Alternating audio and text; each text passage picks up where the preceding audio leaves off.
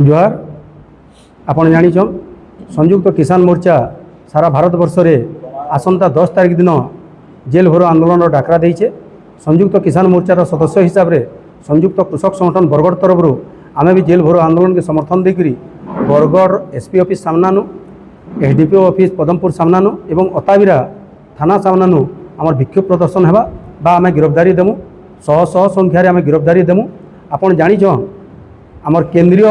7टा दाबी के लेकरी एवं राज्य बा आंचलिक 5-6टा दाबी के लेकरी आमर कार्यक्रम आमे करूछु। आपण जानिछन समस्ते जे वर्तमान अमेरिका संगे जेन भारतर डील होइए ताके उच्छेद करवार लगी सारा भारत वर्षर कृषक मैंने बर्तमान ऋणग्रस्त होइछन। सबू चाषी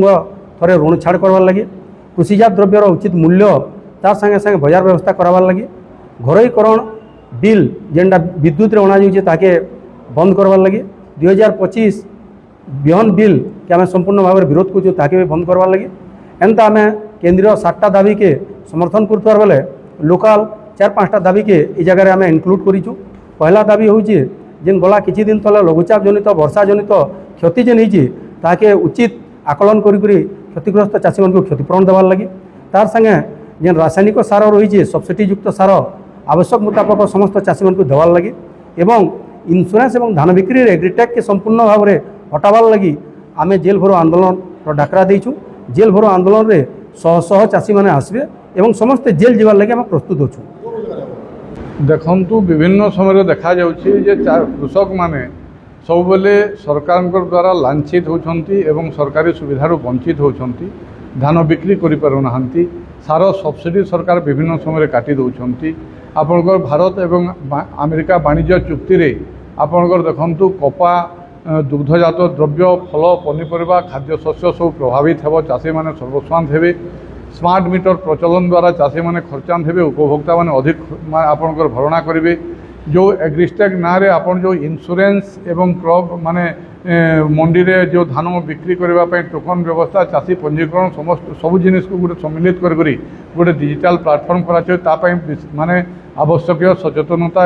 आपनकर सृष्टि करि नाहंती चाषी मानकर भितरे आपन जते 50 वर्ष पर गोटे सेटलमेंट आ गोटे सेटलमेंट करि पारु नाहंती सेतले आपन कलम 2 आपन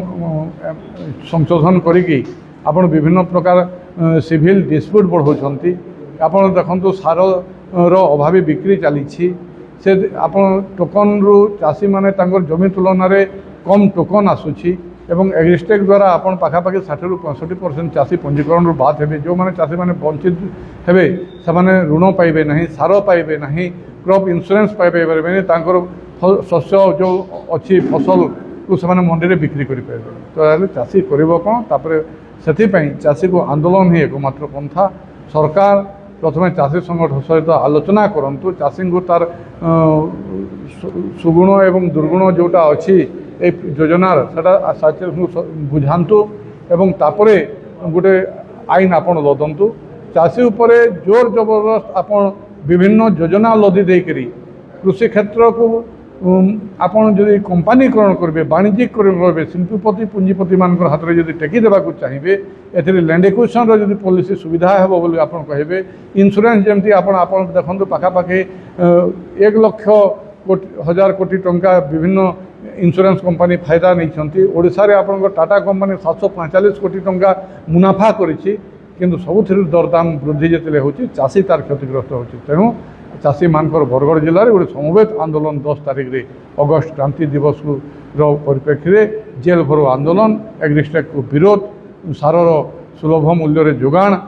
समस्त चाषी अमल धान को बिक्री समस्त चाषी को पंजीकरण सुजोग देवार दाबी नहीं आमर गोटे जेल भरो आंदोलन अच्छी जदि सरकार 10 तारिख जेल भरो आंदोलन पर जदि सचेत हुअंती नहीं ताहेले आगामी दिन में विराट आंदोलन बरगढ़ जिले में तथा पश्चिम ओडिशा मुंड टेकिब।